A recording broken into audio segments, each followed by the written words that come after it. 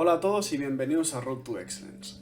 Hoy vamos a seguir con la teoría de matrices y seguiremos hablando de las operaciones matriciales. Es un vídeo bastante completo por lo que os recomiendo que os quedéis. En el anterior vídeo planteamos la suma, la resta y la multiplicación de matrices, pero además de esto tenemos las ecuaciones, donde podemos tener una matriz incógnita. Imaginemos que tenemos una matriz A, B y C, de las cuales A y B conocemos pero la matriz C no, y nos dan estas ecuaciones para poder despejar la C. En la primera y segunda ecuación, despejar la matriz C resulta realmente fácil, simplemente pasamos las otras matrices al otro lado y ya la tendríamos. Pero en el tercer caso ya no lo es tanto. ¿Por qué? En condiciones normales pasaríamos la A a la derecha y la B dividiendo, ¿no? El problema es que en las matrices no se puede hacer así, no se puede dividir una matriz entre otra. Entonces, ¿cómo se hace? Vamos a resolverlo y lo explico. La ecuación final quedaría tal que así. Y aquí podemos ver que aparecen dos nuevos términos, la matriz identidad y la matriz inversa. La matriz identidad es una matriz cuadrada donde todos sus elementos son ceros, menos los elementos de la diagonal principal que son unos. Esta matriz además tiene la propiedad de ser neutra. ¿Qué quiere decir esto? Que si multiplicamos una matriz por la matriz identidad, tenemos de hecho la misma matriz. Esto explicado así puede no tener mucha importancia, pero ahora veremos por qué realmente sí la tiene. Además, esta matriz está muy relacionada con la otra matriz que nos sale en el ejemplo, la matriz inversa. La relación que hay entre estas dos matrices es que da una matriz X que se multiplica por su matriz inversa. ¿Cuál creéis que será el resultado? Pues efectivamente la matriz identidad. Por eso esta matriz y esta propiedad son tan importantes, porque nos permiten hacer esa especie de división para poder encontrar las matrices incógnitas. Volviendo al ejemplo de antes, si tenemos que B por C es igual a menos A, ¿cuál es la única forma que tenemos de aislar C? Que a su lado aparezca la matriz identidad. ¿Cómo podemos hacerlo? Multiplicando la matriz B por su matriz inversa, para que eso se convierta en la matriz identidad. ¿Qué pasa si multiplicamos en un lado la matriz inversa de B? Pues que en el otro lado también lo tendremos que hacer para que no se altere, digamos, la ecuación. Pero ojo, porque esto se tiene que multiplicar siguiendo una norma, es decir, la matriz inversa de B la tenemos que multiplicar en su sitio, digamos, no a la derecha de C, sino a la izquierda de B, porque en las matrices la propiedad conmutativa no se cumple. Entonces, si multiplicamos a la izquierda, en el otro lado también la tendremos que multiplicar por la izquierda, porque como hemos dicho antes, no se tiene que alterar la ecuación. De manera que la ecuación quedaría la inversa de B por C será igual a la inversa de B por menos A, donde B inversa por B es la matriz identidad, que multiplicada por una matriz queda la misma matriz, por lo que ya tenemos que C es igual a la inversa de B por menos A. Teniendo esto ya claro, vamos a ver cómo se calcula la matriz inversa. En este vídeo voy a explicar el método más usado, que es el método de Gauss-Jordan. Como antes hemos dicho, la matriz identidad juega un papel muy importante en el cálculo de la matriz inversa. Lo que vamos a hacer es poner las dos matrices juntas, separadas por una barra.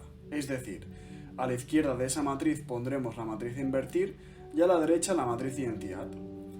Este método consiste en intentar permutar estas dos matrices y que a la izquierda nos quede la matriz identidad y lo que nos quede a la derecha ya será la matriz inversa. Esto con un ejemplo lo vamos a ver mejor. Imaginemos que tenemos la matriz A y nos piden su matriz inversa. Como hemos dicho, a la derecha ponemos la matriz identidad y a la izquierda la matriz a invertir. El procedimiento para resolverlo es ir jugando con las filas para que nos quede al final la matriz identidad a la izquierda, es decir, que estos dos números se hagan 0 y los de la diagonal principal se hagan 1. ¿Cómo lo hacemos? Fijémonos que si la primera fila la multiplicamos por 3 y se la restamos a la fila 2, ya tenemos el primer 0 encontrado. Ahora vamos a por el 1 de la segunda fila, donde en lugar de 1 tenemos menos 2, pues ya sabemos que dividiendo la fila entre menos 2 ya tendremos el 1. Ahora ya tenemos la segunda fila de la matriz identidad hecha, y vamos a centrarnos en la primera fila. Vemos que si multiplicamos la segunda fila por 2 y la restamos a la primera fila, ya tendremos la primera fila de la matriz identidad, que junto con la segunda fila hacen la matriz identidad entera y en consecuencia ya tendríamos la matriz inversa, que es la que nos aparece en la derecha. Bien, pues ya sabiendo cómo calcular una matriz inversa, vamos a explicar un nuevo concepto que es la matriz traspuesta. La matriz transpuesta no es nada más que cambiar las filas por las columnas, y la matriz resultante, en lugar de tener una dimensión de m por n, tendrá una dimensión de n por m, y se representa con el superíndice t. Otro concepto bastante importante que suelen salir en los exámenes de bachillerato y selectividad es el rango de la matriz. El rango de la matriz son el número de filas o de columnas que son linealmente independientes, es decir, que no se pueden obtener a partir de las demás filas o columnas de la misma matriz. Por ejemplo, si tenemos esta matriz, vemos que si cogemos la primera fila e intentamos llegar a la segunda, no podemos, ya que son linealmente independientes, por lo que el rango de la matriz sería 2. Pero sin embargo, en esta otra matriz, vemos que multiplicando la primera fila por 2, tenemos la segunda fila, porque son linealmente dependientes. Es decir, sacamos la fila 2 a partir de la 1, o viceversa, por lo que el rango de la matriz en este caso es 1. Si tuviéramos un parámetro del cual dependiera la matriz, como se ve en este ejemplo, tendríamos que discutir el sistema en función de ese parámetro.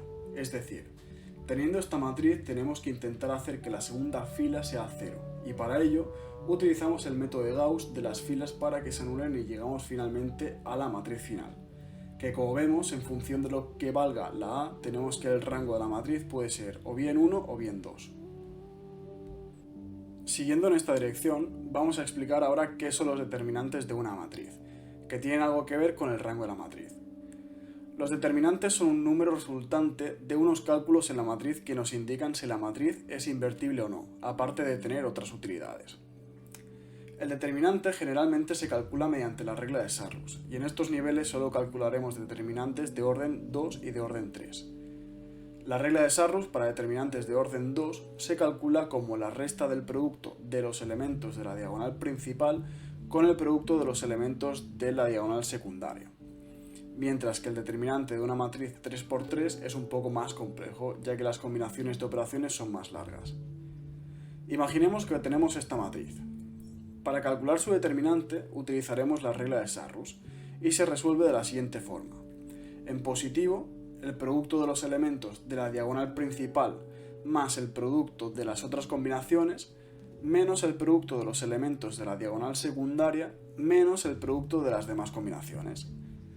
Si el determinante nos da 0, esto quiere decir que el rango de la matriz no es el rango máximo que puede tener la matriz, que en este caso es 3, y que esa matriz no tiene una matriz inversa.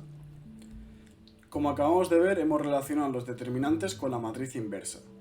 Vamos entonces ahora a explicar otra manera para poder calcular la matriz inversa con los determinantes, y lo vamos a hacer con el ejemplo anterior, donde el resultado era este de aquí. Bien, la matriz inversa se puede calcular como la matriz transpuesta de la matriz adjunta partido entre su determinante. ¿Cómo se calcula la matriz adjunta? Se calcula de la siguiente forma. Para la primera posición se tiene que tachar la fila y la columna a la que pertenece esa posición. En este caso, fila 1 y columna 1, y nos queda 4. Para la posición de la derecha se tacha fila 1 y columna 2, y nos queda el 3.